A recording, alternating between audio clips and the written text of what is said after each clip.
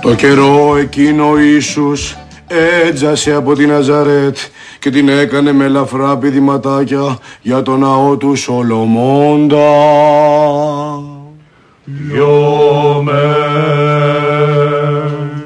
Εκεί έφαγε φρίκα, βλέποντας το ναό να έχει μετατραπεί σε οίκο αγοραπολισίας υλικών αγαθών, κάτι σαν το Factory Outlet.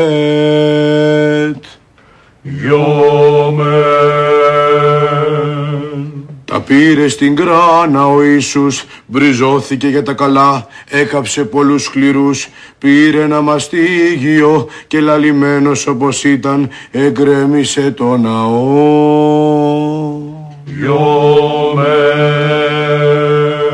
Και φώναζαν οι μαθητές αυτού, κουλάρισε δάσκαλε, δάσκαλε χαλαρουίτα.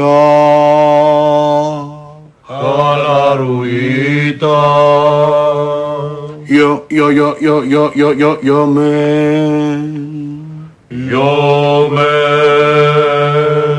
Κουλάρισε Ιησού Χριστέ, Ιε του Θεού.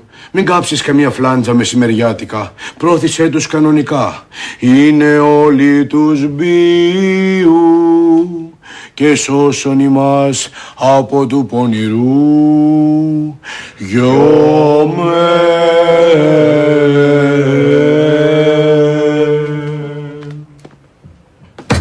Λοιπόν, αγαπητοί μου μαγκίτες, ελάτε να βουτήξετε τα κεφάλια σας μέσα στον αγιασμό. Μην κάθομαι τώρα και ραντίζω έναν. Είμαι πολύ σαλταρισμένος σήμερα και δεν κάνω κέφι μία.